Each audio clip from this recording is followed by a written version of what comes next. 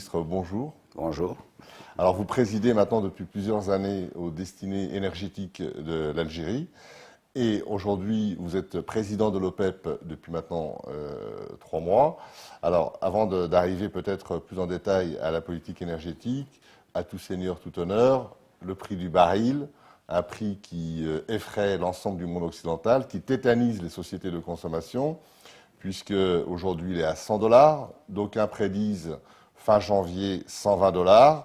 On a même lu ici et là, vu la poussée de l'Inde et de la Chine, du point de vue de la consommation, on dit que le prix en fait normal entre guillemets du baril serait de 300 $. Alors, vous présidez maintenant depuis 3 mois aux destinées de l'OPEP.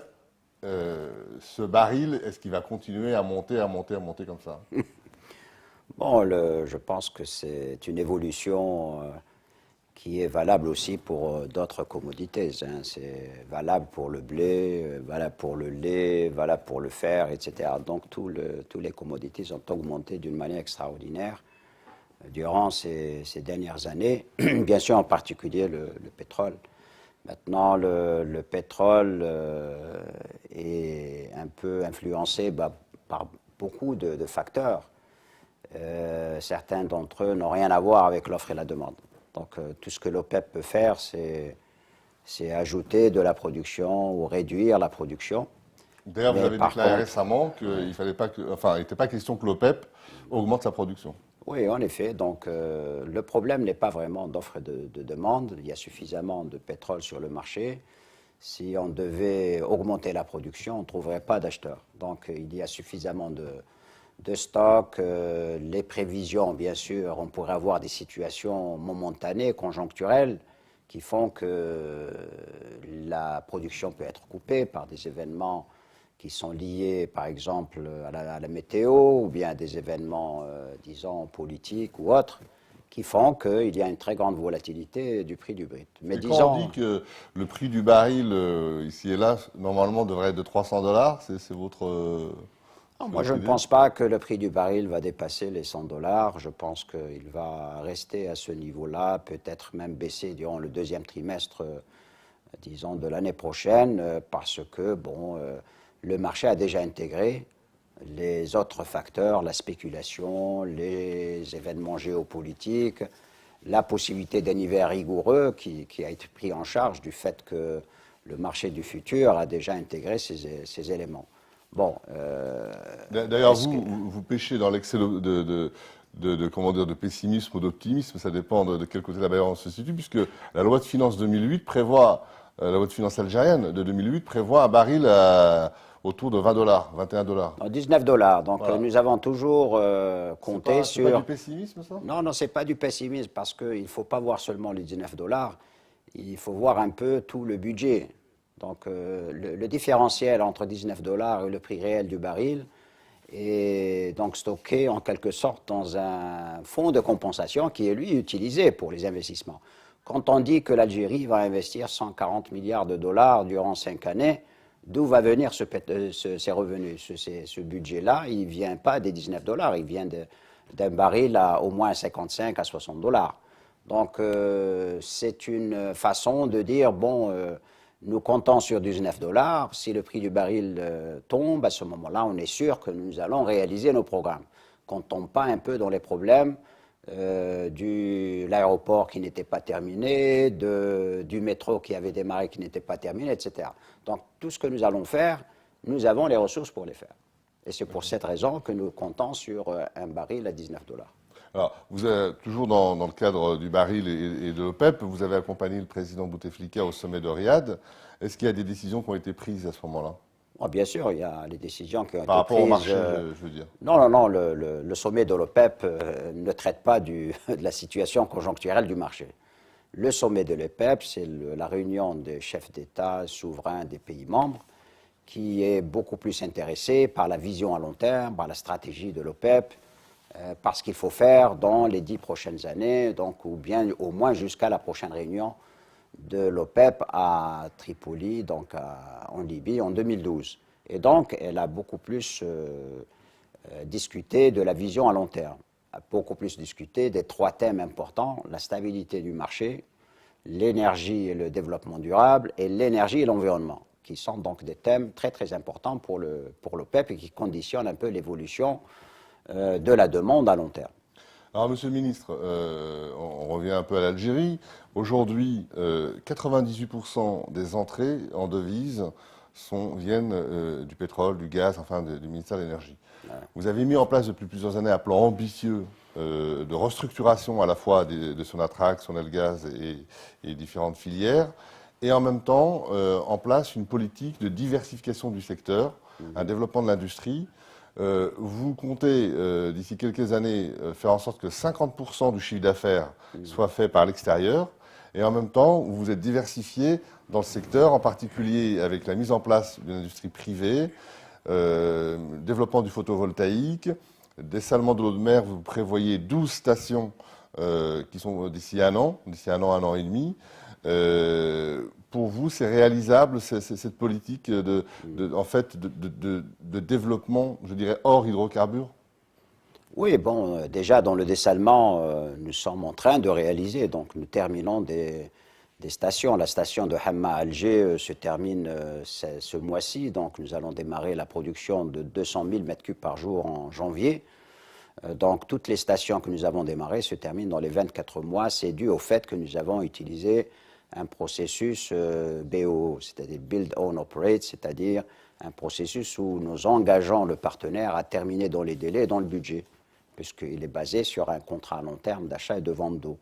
Donc tous ces projets-là vont se terminer au plus tard en 2010 avec la production de 2 300 000 m3 par jour. C'est pratiquement, je dirais, 2 300 millions de litres.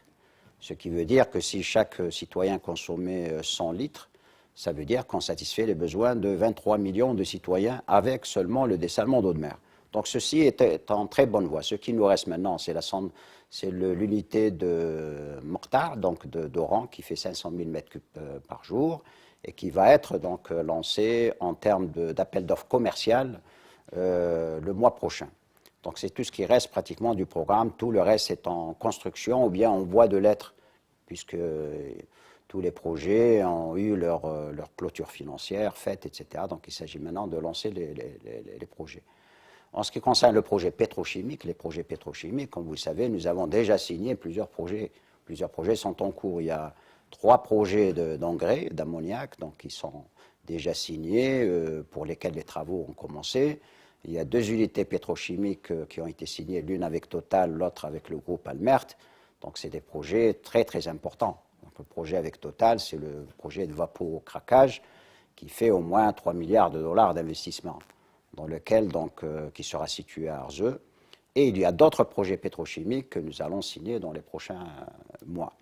Donc, à part cela, nous avons aussi diversifié vers les mines. Vous savez, le secteur des mines, c'est le secteur, lui, qui a pris le plus... Vous avez fait une filiale avec l'Australie qui s'appelle Enor. Oui, bon, mais c'est surtout la loi des mines qui a généré donc un engouement très, très, très important pour l'investissement en Algérie, dans les gisements de fer, dans les gisements d'or, les gisements de phosphate, etc. Donc nous avons lancé un appel d'offres en janvier dernier pour 18 gisements.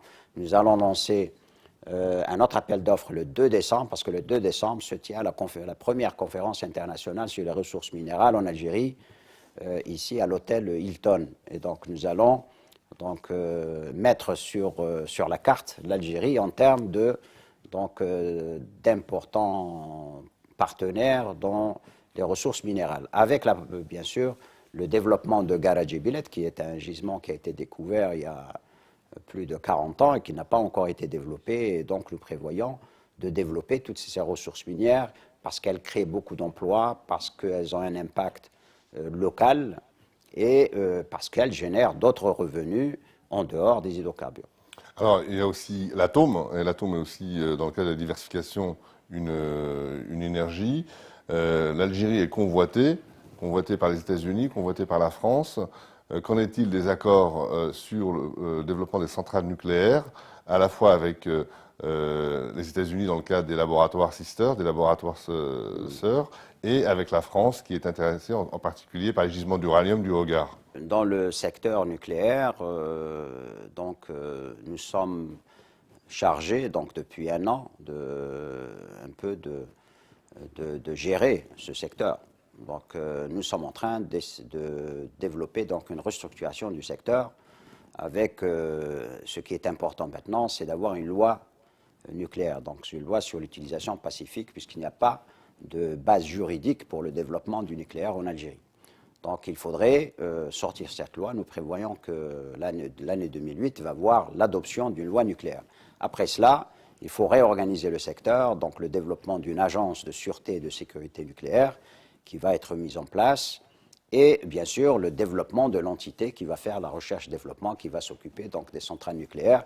Il n'y a pas aussi que les centrales nucléaires, l'utilisation de l'énergie nucléaire est aussi faite pour la médecine, par disons l'agroalimentaire, la biologie, la santé, l'industrie, etc., surtout les radioisotopes, etc.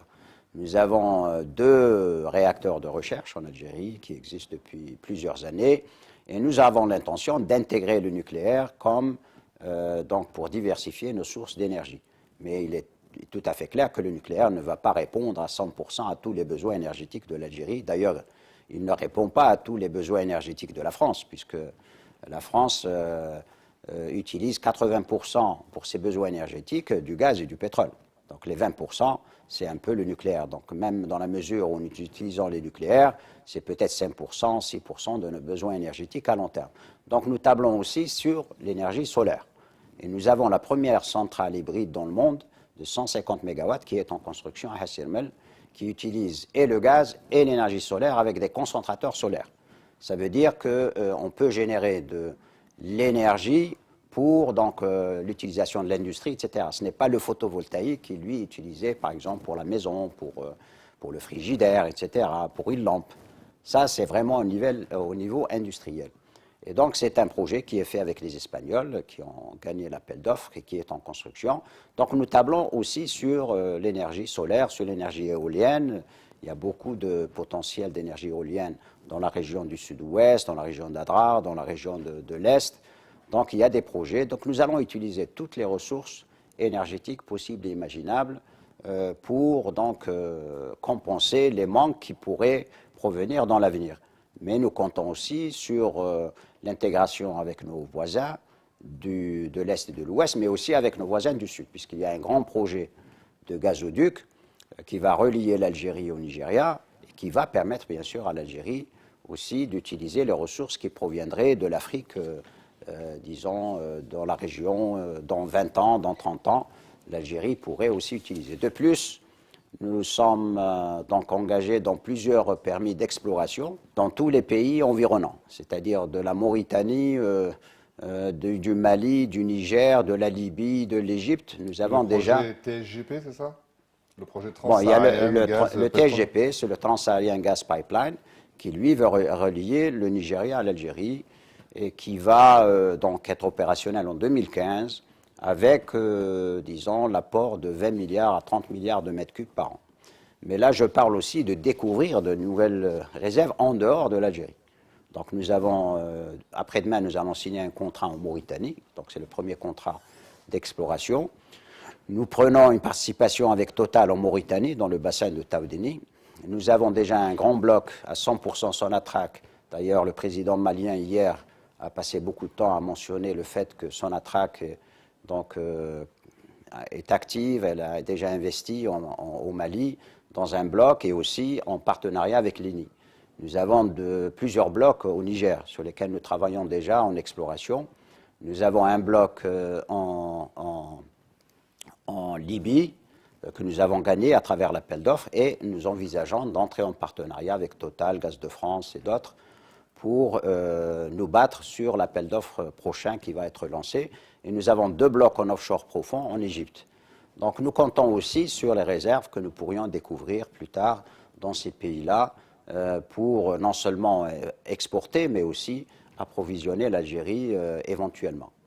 Alors, Monsieur le ministre, l'Algérie, via Sonatrach, est un fournisseur majeur pour l'Europe. Vous avez depuis plusieurs années mené 2 projets à terme, qui est le projet à la fois Medgaz pour l'Espagne et le projet Galci pour l'Italie.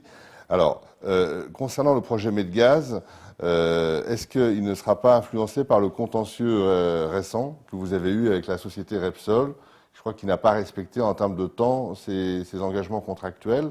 Il s'agissait du projet intégré de Gas It Oui, Will. bon, il y a avec les relations avec l'Espagne, tout d'abord, il faut dire que les relations avec l'Espagne sont d'excellentes relations Là, vous avez politiques, dit économiques. il venait de remporter l'appel d'offres récent. Oui, Donc, bon, et non seulement cela, ils ont reporté pratiquement toutes les unités de dessalement d'eau de mer sont reportées par les sociétés espagnoles. Ils ont reporté la centrale électrique hybride. Ils viennent de remporter une centrale avec General Electric, Iberdrola. Donc, ils sont très actifs dans notre secteur. À part notre secteur, il y a pas mal de contrats dans les chemins de fer, dans les barrages, etc., qui ont été obtenus par les Espagnols. Bon, pour le cas de notre secteur, avec les Espagnols, il y a 3 sujets qui sont à différentes étapes de résolution.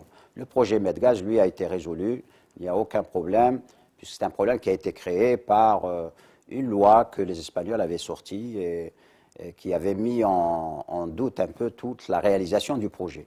Et qui a été, bien sûr, la décision a été rejetée par Sonatrach. Et finalement, donc, les autorités espagnoles sont revenues sur la décision d'imposer des conditions à Sonatrach dans la commercialisation du gaz ou bien dans la participation de Sonatrach comme actionnaire dans le Medgaz. Donc ceci est réglé, le projet va être terminé en 2009, il sera opérationnel en 2009 et donc nous avons tous les contrats de gaz, d'achat, de vente de gaz. Donc le Medgaz, c'est terminé. Il y a le projet de renégociation des prix sur les contrats entre Sonatrach et Gaz Naturel à travers le gazoduc qui passe par le Maroc. Ça, c'est en cours et il est en cours d'arbitrage puisque finalement, c'est une question que Gaz Naturel a remis, disons, en question une clause du contrat. Donc, c'est un problème d'interprétation du contrat. Donc, il a fallu aller vers l'arbitrage. Finalement, le projet de Gas It Will, c'est une autre question qui n'a rien à voir avec les deux autres. C'est une question de remplir les engagements de la part de Repsol et de Gaz Naturel. Ils n'ont pas rempli leurs engagements. Donc, Sonatrach a mis fin à ce contrat et elle reprend les opérations entre ses mains. Et elle est partie, donc c'est Sonatrach qui est parti en arbitrage international et qui a demandé des indemnisations. D'ailleurs, l'Espagne avec l'Italie et la Chine deviennent des pays de plus en plus importants dans le cadre des investissements en Algérie. Oui, bien sûr. Donc l'Espagne, bon, je ne dirais pas que ce sont des pays qui investissent, ce sont des pays qui remportent des grands contrats. À part les contrats, donc ils nous achètent du gaz, mais il n'y a pas tellement d'investissement direct de ces pays-là. Bon, ils investissent à travers les projets que nous faisons ensemble après avoir remporté les contrats.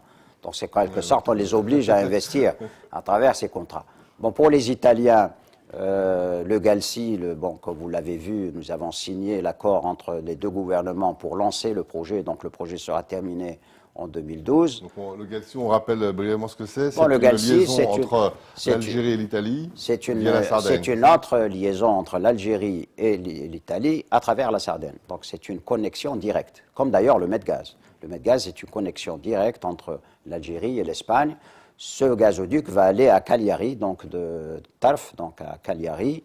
Et Cagliari traverse la Sardaigne, il replonge dans la mer, il passe au sud de la Corse, et il se termine donc à Piombino, en Toscane, en Italie.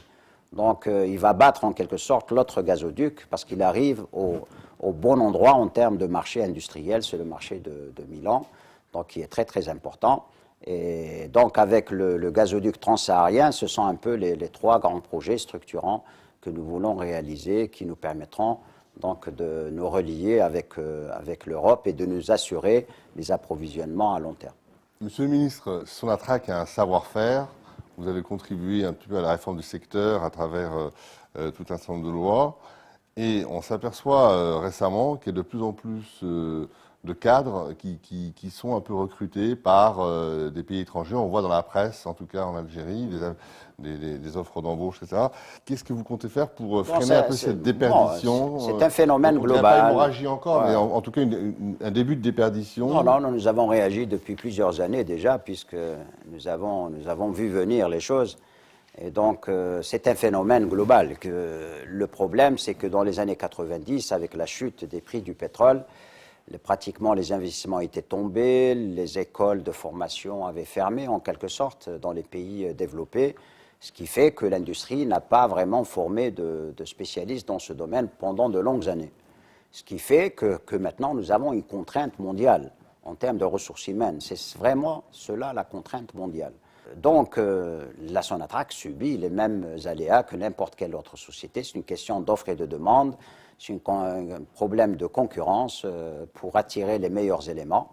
Et la Sonatrach donc, a mis en place tout un programme de fidélisation de ces cadres. Simplement la Sonatrach, d'ailleurs, on l'a vu pour les pilotes d'avion avec Air Algérie, oui, on le voit dans l'informatique où beaucoup d'informaticiens algériens sont à l'étranger et construisent des chaînes entières d'informatique. Donc il y a une grande réflexion là-dessus sur les cadres, sur des rémunérations. Oui, bien sûr, il y a d'abord une politique de rémunération, il y a une politique aussi de formation et donc intensif au niveau de l'IAP. Donc, quand vous perdez des gens, il faut les remplacer. Donc, il faut prévoir le remplacement. Donc, il y a un grand effort qui est fait au niveau de l'IAP, au niveau de Naftogaz, de la CPE, en termes de partenariat aussi avec l'IFP, avec l'Université de Glasgow et d'autres, pour former donc, les jeunes qui arrivent. Donc, il y a cette formation. Ensuite, il y a le problème de la relève, c'est-à-dire prévoir la relève, fidéliser la relève. Et donc, il y a tout un programme qui a été mis en place d'identification de cette relève, celle qui va prendre les rênes dans 4 ans, 5 ans, de la former de telle sorte qu'elle puisse prendre cette relève. Et donc, tous ces aspects sont en train de se mettre en place. Mais bien sûr, la rémunération est un aspect qui est très, très important. Ça ne veut pas dire que nous allons nous mettre au même niveau que les salaires d'Arabie Saoudite ou qui sont donnés, mais étant donné le fait que nous assurons quand même un travail à plein temps et une sécurité dans le travail que les autres n'offrent pas, il y a quand même un niveau... La promotion et l'intéressement peut-être de tous ces gens, ces cadres compétents, peut-être aussi une forme de promotion et d'intéressement dans des postes et des... Oui, exactement. Donc il y a un travail qui est fait pour identifier d'abord ceux qui risquent disons, d'être arrachés à Sonatrach. Donc, nous les connaissons, puisque la plupart que nous connaissons étaient partis dans les différents pays. Donc, il y a un programme spécifique pour ces expertises que nous perdons, donc pour essayer d'améliorer les rémunérations, la formation, plus alors pas mal d'autres aspects qui ont trait à l'environnement, la qualité de vie en particulier, donc... tous les clubs de famille que nous sommes en train de mettre en place, les clubs de sport, la banque de Sonatrach qui se met en place actuellement, puisque c'est l'initiative de notre secteur qui a fait que la loi sur l'épargne et le crédit a été mise en place, du fait que déjà en 2000, nous avions vu que la seule manière vraiment de fidéliser nos jeunes, quand ils arrivent au travail, c'était de leur permettre d'avoir accès au crédit, qui n'était pas disponible au niveau des banques. Et donc, c'est l'idée qu'on a eue à ce moment-là, et ça nous a pris 4 ans pour faire passer la loi. La loi, maintenant, a été passée. Nous sommes en train de faire cette banque. Cette banque va prêter donc, de l'argent aux jeunes qui arrivent,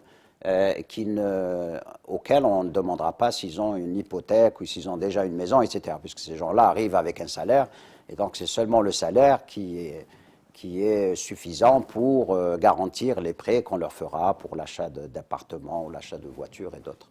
Monsieur le ministre, vous avez récemment fait une visite officielle en France. Le président Sarkozy fait une visite de 3 jours en Algérie. Votre visite, est-ce que c'était simplement la visite d'un ministre de l'énergie ou est-ce que c'était plus ? Non, c'était la visite d'un ministre de l'énergie à l'invitation donc de mes collègues, M. Borloo et Mme Lagarde. Nous avons donc discuté des perspectives de coopération dans le domaine énergétique. Bien sûr, vous avez des sociétés françaises qui travaillent déjà en Algérie, qui sont très actives. Et donc, on leur a expliqué comment fonctionne notre système. Notre système est un système ouvert, transparent, compétitif. Donc, il n'y a pas de problème pour n'importe quelle société de s'établir en Algérie et de fonctionner en Algérie. Donc, nous voulons la même chose pour nos sociétés en France. Et d'ailleurs, aussi en Espagne ou dans d'autres pays européens. Ça, c'est une question. L'autre question, c'est le nucléaire. Donc, nous avons discuté beaucoup du nucléaire et comment donc interpréter, aussi traduire le souhait de M. le Président Sarkozy qui dit on va aller très très loin avec vous. Alors c'est quoi? C'est un échange de bons services.